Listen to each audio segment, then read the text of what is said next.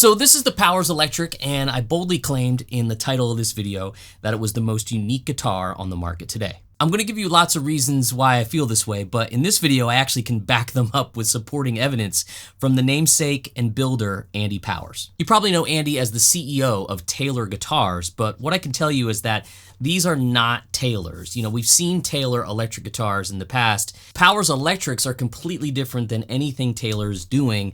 So different, in fact, that they're their own company entirely. I'm going to talk about what I find unique about these instruments, and we're going to go over the finer points too. And Andy's actually going to jump on and answer questions because we got a chance to sit down and talk about everything Powers Electric in detail. So some quick housekeeping and a little backstory. About 2 years since the launch of this video, Taylor invited me and 20 some odd other guitar players to their office in Nashville to check out some of Andy's new creations. Not long after those meetings, they said, "Hey, we're in Nashville again. Do you want to shoot a video with us, put a band together?" And I was like, "Yeah, sure. When?" They said, "Tomorrow." So I had to do it really quickly. Me and a couple guys got together in a great studio and just jammed on some riffs that we came up with on the spot, all on a Powers Electric guitar.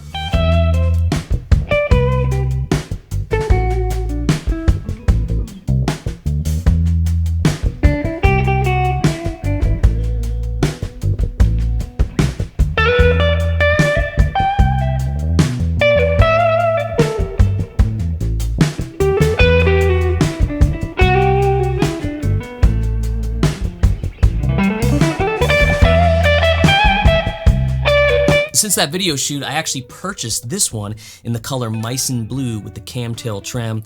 I thought it was just a really cool color, really vintage vibe to it. And they said, "Hey, we're putting out a Stoptail version. Would you want to check that out?" So I said, "Sure." So they sent me that one in the color Dolomite Silver. Like always, the tracks that I'm playing to are available in the description and in the comments of the video. And speaking of comments, let me know what you think about Powers Electrics. Have you played them? Have you checked them out on your own? What other guitars are out there that are unique in your opinion? I'd love to know because it's getting harder and harder to reinvent the wheel. The rest of the video is in podcast style where it's a split screen between Andy and I kind of talking back and forth. I really let him go on all of the topics regarding the guitars that he's building, and there's so much great information that I encourage you to watch as much of it as you can in as many sittings as you'd like. I broke it up into chapters so you'll be able to check it all out, but he talks about the neck, the body, the pickups, all of the different stuff that go into making this a pretty unique guitar. So enjoy the rest of the interview with Andy Powers. I dropped in some performance clips too to break it up. It's a lot of fun and a lot of knowledge, not only about guitar building, but building Powers Electric guitars too. So check it out.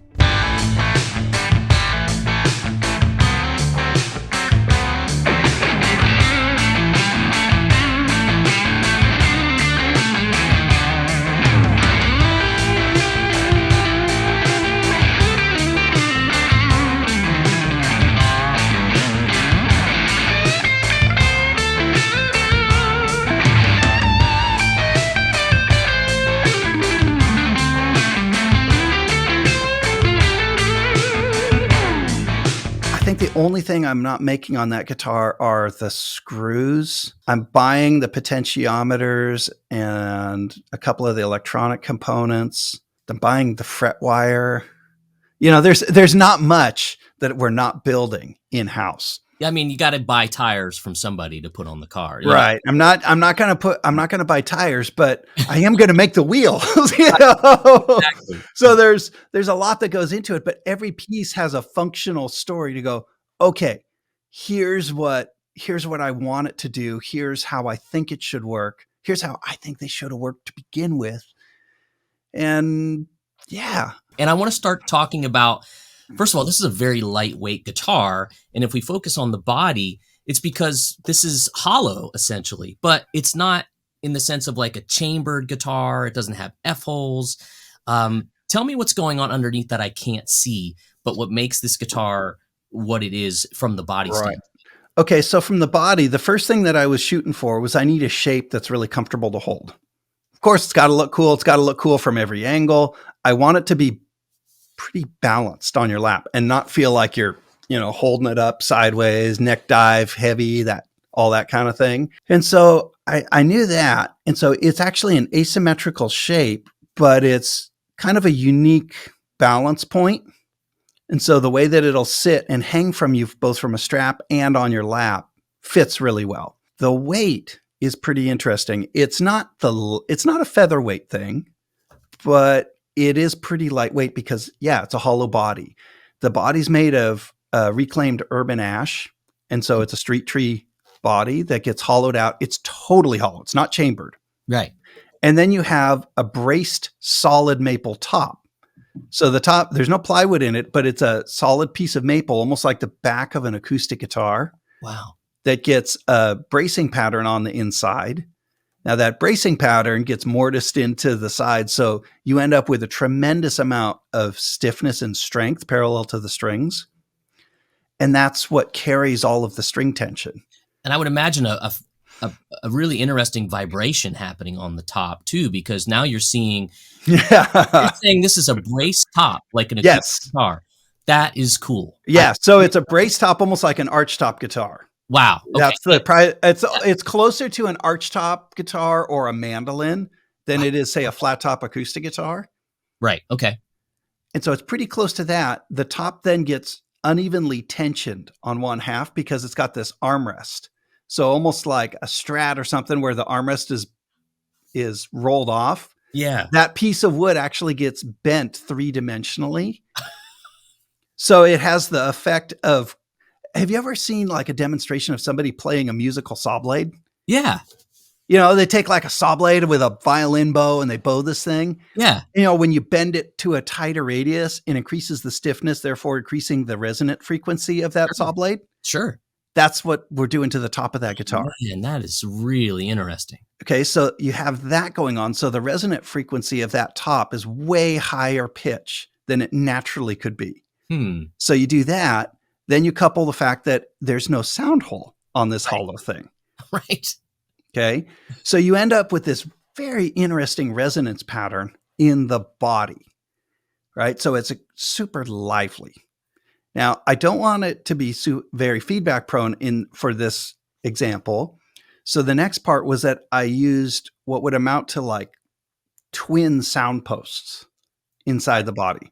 So directly under the bridge, there's 2 sound posts. Imagine the sound post in like a violin or a cello or something. And so the back and the top, they touch each other like that. Okay. And so instead of the back and the top moving and compressing air, they move in parallel to each other. So they don't want to feed back like a hollow body guitar normally would. So do you think after you're done building guitars, you'll move on to like remember the show Mr. Wizard? Or you be like Bill Nye? And that's fascinating because I've noticed playing the guitar on the couch, how much I enjoy it, you know. Right. It just because it's super, like if I just sit here, it's super balanced on me. It's not doing any neck dive. You know, it did right there because it fell on the wrong part of my leg. But aside from that, super balanced, really comfortable. And that weight is like, the weight of guitars has become such a thing lately that people really look at that. So there's a definite reason why this is a light guitar. But man, there's so much science that you've added to the construction that really, really makes my statement of this being a unique guitar, it backs it up.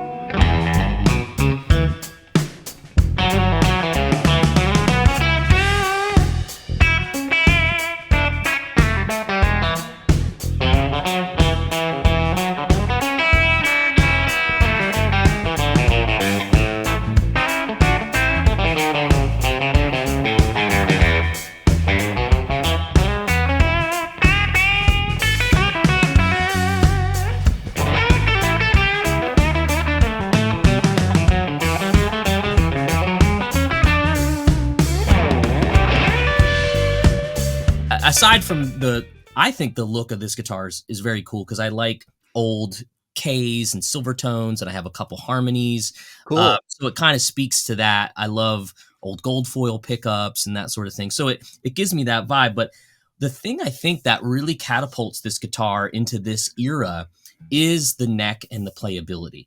Talking to one of our friends, Tim, here at Taylor, I said, you got to see like what the feel or the specifics of this compound radius is, because it definitely feels like it. Am I correct? Okay, so there's 2 different parts there. Yeah. I'll say it this way. If it doesn't feel great, I don't care what it sounds like. anymore because I'm not going to have fun playing it. Sure. Right? It's fun to play an old K or old harmony because they make interesting sounds. Totally. But if I don't enjoy playing it, it's not going to get me too far. It's more of like, well, that was quaint. Can I have my other guitar back now, please? And so this one, I had some specific things that I wanted to do to make it feel and play a certain way. One of them would be this, what we call a compound radius. Right. Now, it's different than what people have thought of as a compounded radius, where you have a more exaggerated curvature up by the nut end of the guitar and then flattening that radius out as you go up on the neck. Sure. It's not quite like that. Okay. That's more of in your head. Sorry for the geometry. Picture a section taken out of a cone.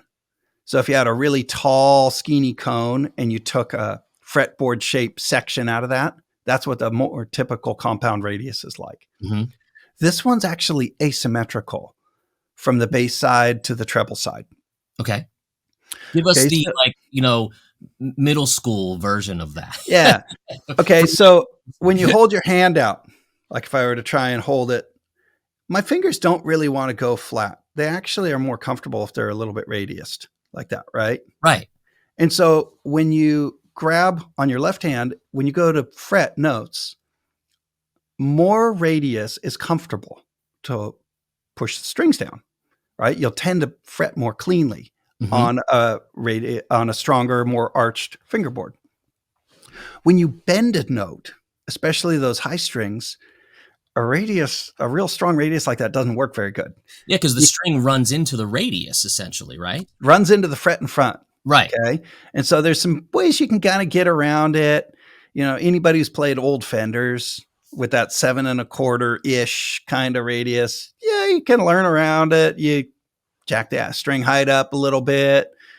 I didn't really want that. I like a really clean, smooth bend. And so this radius is overall, it feels more typical. It's not exaggerated as an arch, but it's not super flat. And then what you would think of as the treble side of it actually flattens out a little more. Okay. So from the bass side to the treble side, you have this pattern that kind of tricks your hand into thinking, well, it's just typical radius. But the very middle section of the kind of the treble, call it bending zone, is a little flatter. So when you go to bend a string, it tends to sound more consistent, feels smoother, and you can bend a little farther for a given string height than you typically would. It's subtle. I mean, if you try to measure it, it's like a tiny, tiny, tiny little bit. Man, that's super interesting because it's the first thing I noticed when I felt the guitar.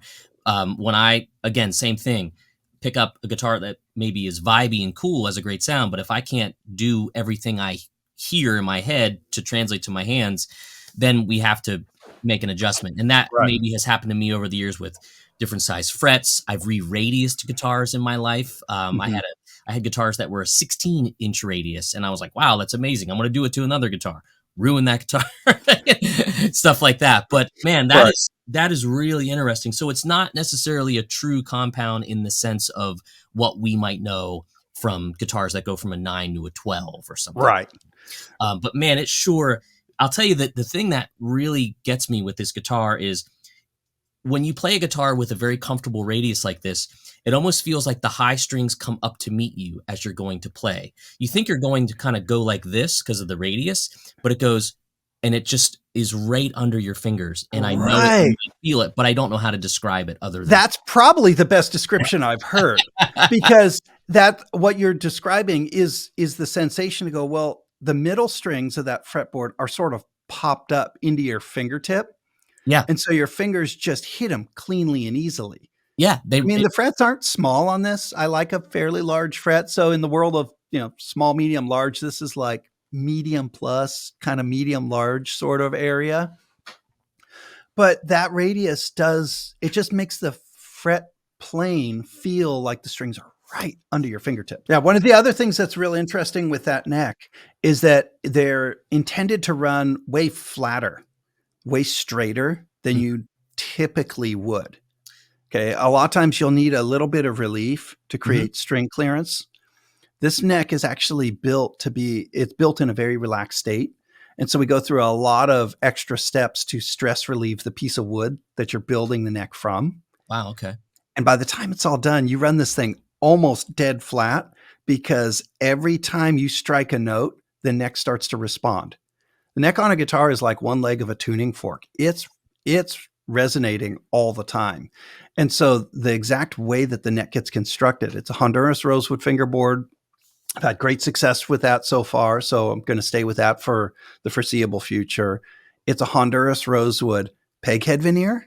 Mm. It's extra thick. There's actually a structural element to that. And then if you look at the way that the Peghead veneer and fretboard intersect, they're actually coupled together. So the way that this neck resonates is a really unique pattern. It's that coupling is not pierced. It's not cut through by the nut. Most guitars, you would install a nut blank and have it kind of cut all the way through and separate the fingerboard and the headstock. It creates a torsional resonance that's different. This one, they're coupled. And so the whole thing is moving. It's vibrating in a little different way. Yeah, you can even see when you take a closer look at it. That's the first time I've noticed. It's almost like the nut is up against the fretboard, and then that veneer kind of, does the inverted thing to it. Right. Yeah, so it's not like a channel necessarily. Right. Exactly. Okay. Exactly. It seems like it would almost the old way impedes vibration, perhaps.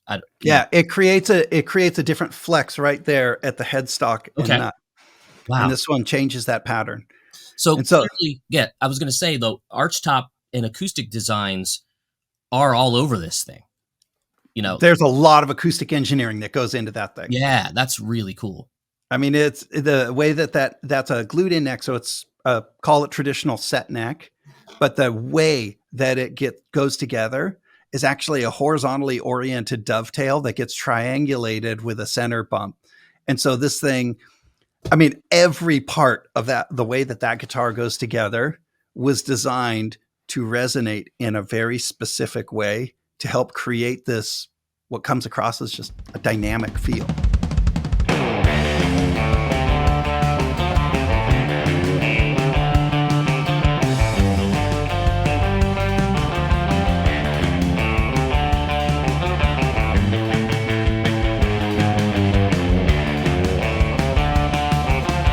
And I could tell this neck joint is like flawless. There's not a gap to be found, and even close. Like you couldn't even put like a piece of paper in there. It's really, really noticeable. And you didn't need to go like overboard with the feel of it here. It just works. Like there's no like scarfing or any kind of thing happening here. It just feels like a really good set neck guitar. Yeah. Top to bottom. Yeah. It's meant to feel clean. It does. I want to feel the texture of that wood. I like that. And, it's sort of almost somewhat porous, almost unfilled kind of thing. I love that. And it's a good look too. It doesn't, even though it might kind of look dry, it's not. I think it's that Honduran rosewood probably giving off that. Yeah. Vibe. It's a blend. I love when you have an old, call it like an early 60s Strat neck. Yeah. The rosewood fretboard and all the lacquer's worn off. Mm-hmm. And it feels really like kind of good to feel like the texture of that raw wood, almost like it would on a worn out old mandolin or a violin or something where there's no finish on the back. Oh yeah. If you feel that feel on, let's say, an oiled neck, to me, that often feels kind of grabby and grimy. It gets a little weird, almost sticky. I don't love that. And so this finish, it was a lot of finish preparation and then an ultra, ultra thin finish over that neck that makes it feel just kind of pleasant. Like it's got a pleasant, touchable texture. Yeah. I mean, there's so many boxes checked here for guitar players. And that's another thing that I want people to understand is like, it's so cool to see an offshoot company like this by a real guitar player who's got a real passion. All of my favorite guitars and amps are built by people like that. And pedals, my two rock amps, like these are guys that like still play on the weekends, Yeah. anything I pretty much use is by someone who's just a maniac in some way or another that can't stop thinking about this stuff and loves it. And that's what I'm drawn to, and as we have this conversation, I can tell more and more like, oh, wow, whatever I thought about this, there's 100 more hours of thought and preparation into the design of whatever I'm enjoying about it. So Yeah. that's really, really cool. So I want to talk about sort of like the shining star of the whole thing is the pickups. Overall, this guitar kind of reminds me of a Telly that's put some more pounds on. It's got some more weight to it. So let's hear some pickups, and I'll play a little bit for you. We're going to go directly into my 65 Fender Bassman, and then we'll try the Marshall too. So we'll hear some edge of breakup, and then we'll hear some overdriven tones. Okay?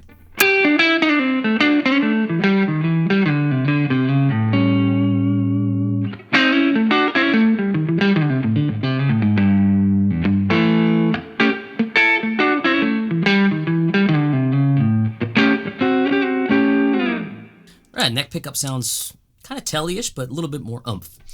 Middle position.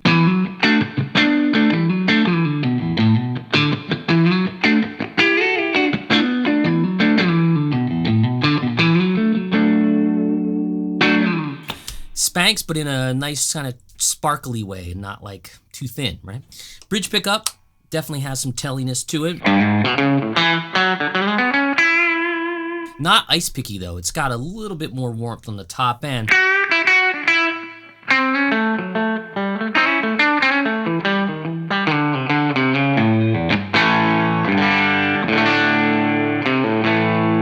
But it kind of pushes the amp in a really great way.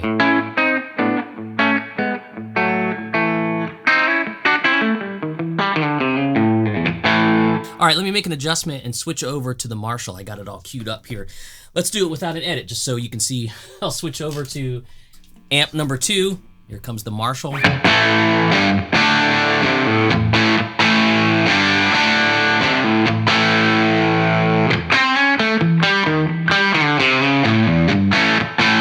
So what I mean about a Telly that's bigger sounding. So I've owned a chambered guitar in the past. It was a Tom Anderson Hollow T Telecaster style guitar, but it had a chambered body. Not fully hollow like this one, but that air kind of gives it a little bit more of a, I can't even describe it really. It's just like there's something pushing back on you in a good way. Like when you play a 335 or a hollow guitar, it feels like something's kind of helping push the notes out. To me, that's what the vibration inside of this guitar is doing. It's a 1% thing for most of us, but I can notice it. I feel it and it feels good. It doesn't feel quite like a Telly. I mean, that kind of stuff with a Telly would sound probably pretty bright and shrill. Neck pickup. Telly neck, Stratty neck kind of thing. At least into a Marshall, right? They always have that kind of sort of glassy top end.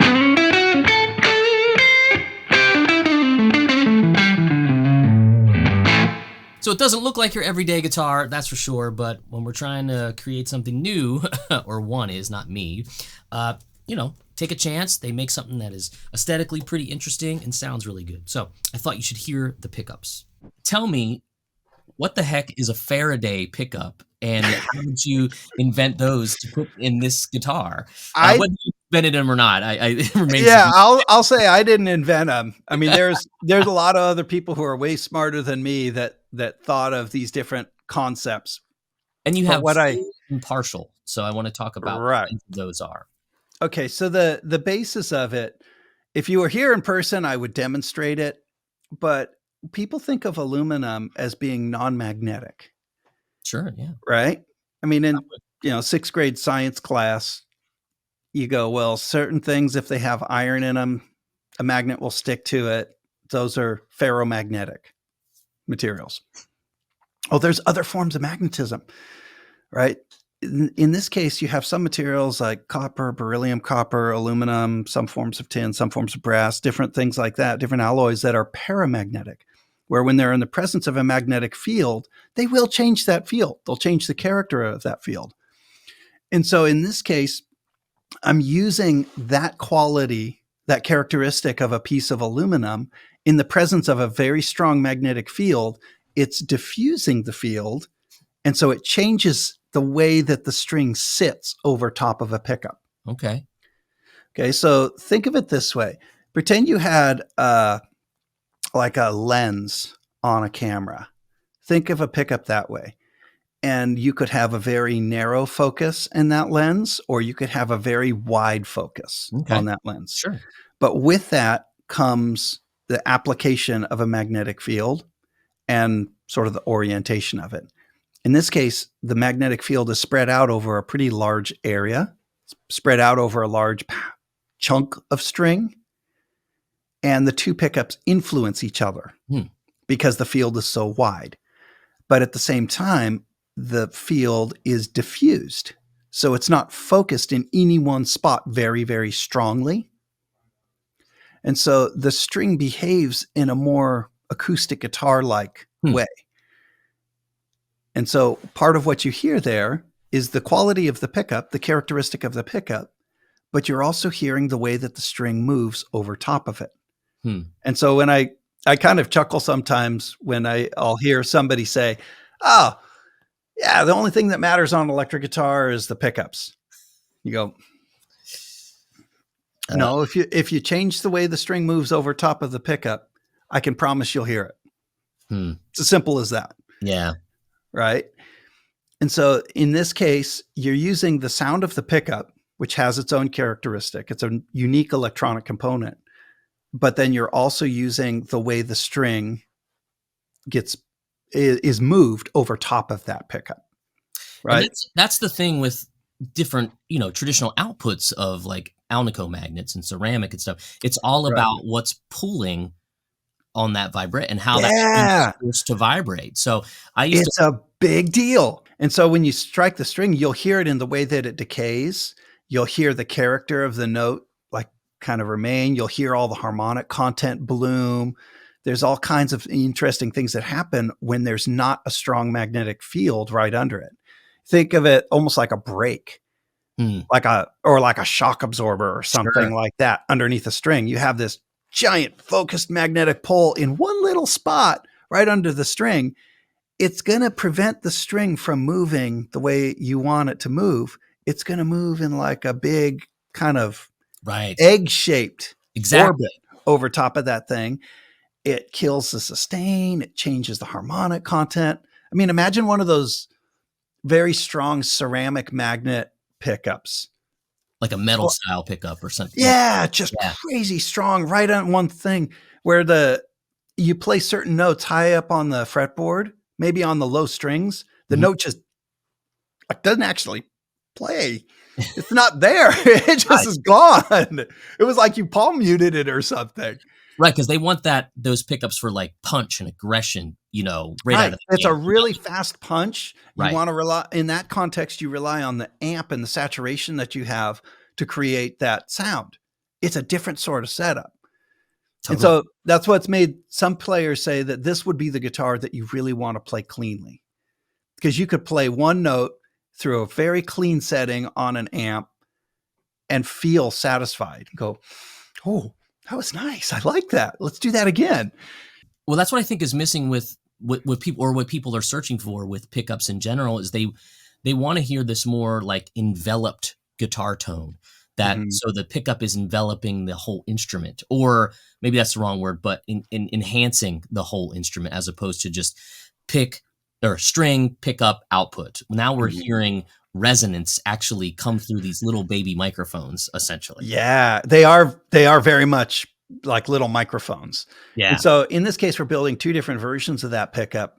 The first one was what I called a full Faraday cage, because having this unique aluminum pickup housing, almost like an early Paul Bigsby pickup, it would create a near perfect Faraday cage around what amounts to a true single coil pickup inside. It's unique magnet, kind of unique structure, but it would run real quiet because it was totally shrouded front, back, sideways, everywhere, every direction since Sunday kind of a thing.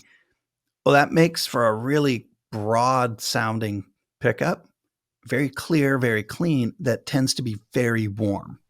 So Hmm. that version with what we call the full Faraday cage. So the name came from, that's a real creative name. It's full Faraday with a 42 gauge magnet wire. Okay, we call them FF42s.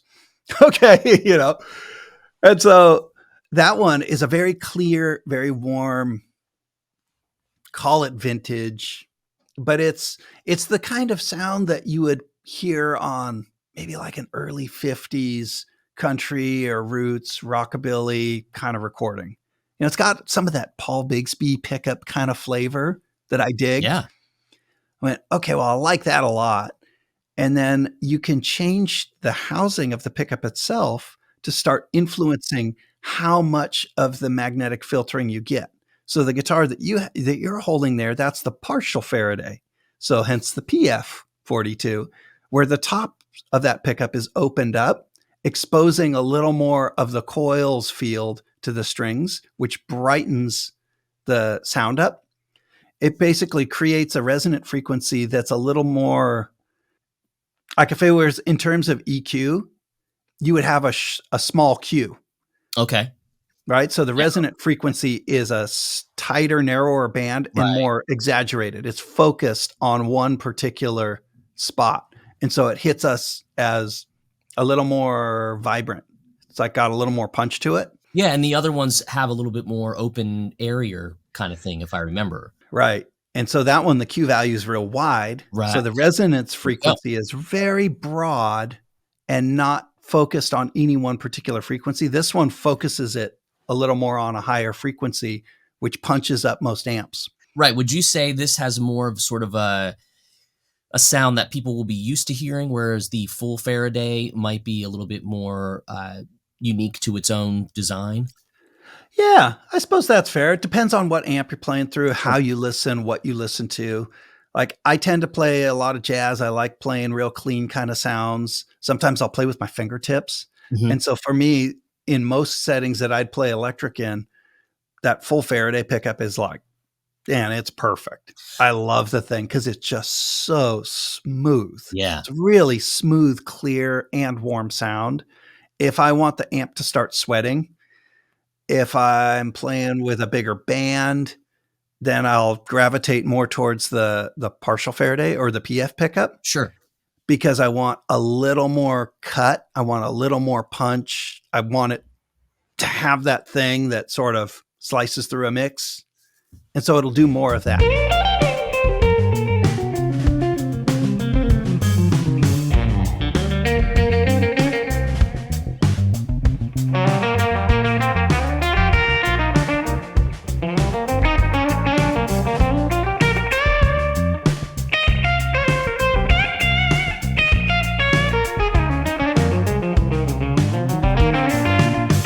So obviously these pickups are the lifeblood of this guitar, and you make them and design them in-house, just like you do a lot of the other components on the guitar, particularly the hardware and the bridges. You recently came out with the Stoptail version that looks great, and I think this is Dolomite Silver. That's a Yep. really cool color. And the Camtail bridge here on this blue one is a design of yours also. It's not what people think. It's not a Bigsby, but it's fashioned in the image of that. And then the knobs and the switch cap, pick guard, that's all your stuff too. Can you kind of Yeah. tell us where those things came from? Okay, so definitely it's got, let's say if we're going to talk about the Camtail first, that's definitely a Bigsby influence design. I mean, you look at the physics of that and go, yeah, I've seen this before, of course. But what is unique about that is I like as a player, I like playing steel guitars. So I'll play some pedal steel or lap steel, things like that. And I love the effect that you can have when you move a bar subtly and you can move a whole chord Yeah. and you maintain relative pitch between the notes. So you get that nice warm vibrato, but you remain like a level of harmony between everything. Oh yeah. And I wanted to try and achieve that effect or something like that on my guitar. And typically with a trim or vibrato unit, all the strings are moving at a different rate, pitch wise. If you move them linearly in a physical way, because of the elasticity of the string, tension, all this stuff, they move at different pitches. And so this one, I wanted to account for some of that and get it to a place where it would be maintain pretty close relative pitch. So if you grab a chord and you want to put a shimmer on it, the chord will stay together. You know, if it's a major triad, you got a 1-3-5, you're going to maintain something pretty close to those relative pitches. Yeah. Okay. To me, that was the bomb. I love that effect. And I love the way that I could bend, do double stop bends, things like that, and go, man, I don't have pitch droop. It comes back with a 0-point return. This is a cool version.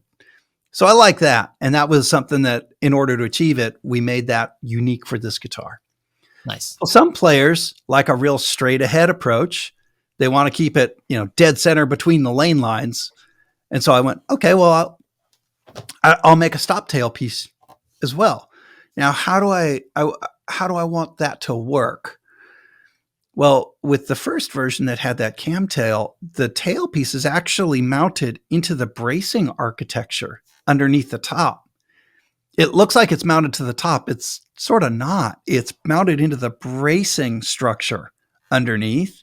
And so that bracing architecture is carrying the string load. That's what makes this thing ring almost like it was a solid body guitar. Right. Okay, so when I started working on a Stoptail, there was a specific dimension, kind of a space between the backside of the bridge and the release point from the tailpiece that I wanted. I knew I wanted it to be a top loader because it makes for a really fast, easy string change. It's not a hassle. You don't have to, kind of fish around, do that kind of thing. I wanted it to mount the same way into the bracing architecture. But one of the characteristics that I don't love with a lot of Stoptail designs is that I don't like the passive length of string behind a bridge. Right. That's why a lot of players, you'd see them tie like a handkerchief on there, something like that. Some players will do it up at the headstock end. And so this one, I actually used some wetsuit material. It's neoprene. If you look really close, the strings are actually sitting on a damper inside the channel. Wow, I never even thought. You can't really see it because I didn't want it to look stupid. But there's a little damper, almost like the felt that you wind in between the passive length of string on a piano. Gosh, that's that little red piece strip of felt. Yeah. Okay, so this one has one of those built in right just past the end of the twist lock at the end of the string. Wow. So that when you were to strum like that little thing, it doesn't have the ringy, chinky, weird extra sound. Oh my gosh. It's just clean. Not at all. That's crazy. Because that length of string will influence the harmonic content of the notes that you do play. And so certain times you'll have a note, you'll play it and you go, yeah, that one sounds weird compared to the notes next to it. Yeah. It's because you've got sympathetic resonance going on that's making that thing freak out. Wow. It's actually the same principle that the headstock was designed from. Wow. So the length of string between the nut, the backside of the nut, and where the tuning post lives, those lengths were established so that they would create minimum interference with the notes that you're playing on the fretboard. So it's all about the initial note and not the harmonics so much that you're getting sympathetically. Yeah, I want the harmonics. What I don't want is the weird resonance interference that you get from these passive lengths so much. Wow. Some can be good, some can be really bad. Yeah. So the way I designed that headstock was I actually calculated out the lengths that I wanted on all the strings and then worked out a headstock shape to fit those tuning locations to go, okay, if it's like this, all will be well. Well, you did the opposite of what guitar makers probably do, where they design the headstock first, because that's like the signature of the guitar, right? Right. It's the identifier mark, right? But you did it with freaking math. That's so cool. Oh my God. And it's a cool headstock. Well, thank you. Yeah. I appreciate that. It's tough to get a headstock nowadays that's recognizable, not offensive to the, person that wants something that is traditional looking, and heaven forbid if it's 6 on a side, we know what it's going to look like, So to do 3 on a side and have it be appealing, Man, and know that there's a scientific reason behind it all is another crazy Well, thing I it's should consider. it's a thing. You put enough acoustic engineering together with different guitars. You go, well, there's little bits that I can take from here, here, here, and here, and you learn all these things. You get to put them together and go, well, you don't have to understand how it works to enjoy using it. Yeah, I don't have to understand how an iPhone works in order to use the thing, true, true. right? But So it's enough to just pick it up and go, man, this feels cool. I like this. I like the sounds. Go, cool. That's what I'm looking for. But in order to achieve that, there's a lot of, I'll say it this way, you don't achieve it by accident. Yeah. You have to get there on purpose.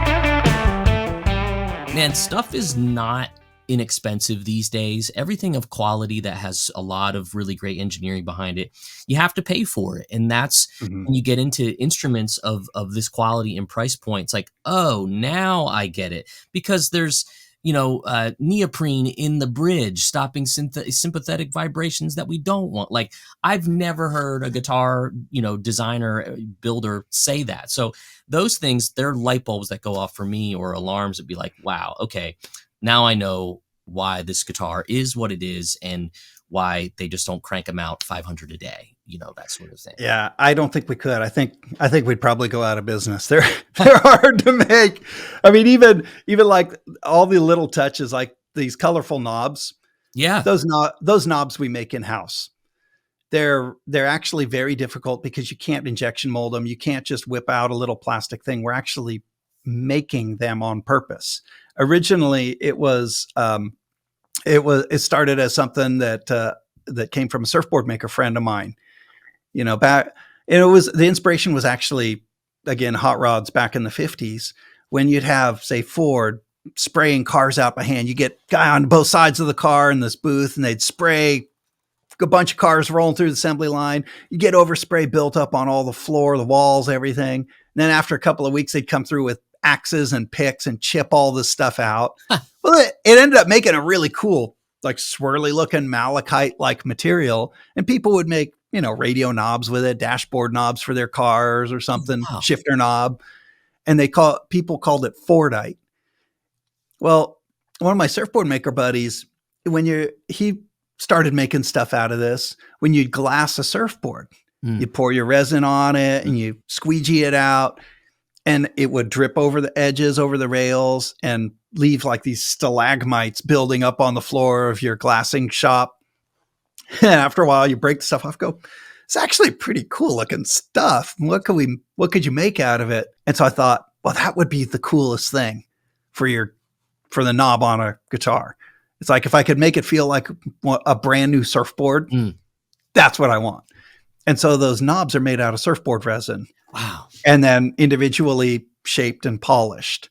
So there's a lot of Southern California influence in it. I mean, that's where we are. That's where I live. That's what I grew up with. And so a lot of the different elements from my own background got put into this guitar because it very much was a personal thing for me. No, I love that. And I think one of the things about the era of, sort of instrument building, and I put amplifiers and pedals into all this too, is that you're starting to see even more personality of the individuals come out, for better or worse. Like, sometimes somebody really latches on to what that designer does, and for another person, that might not be for me or them.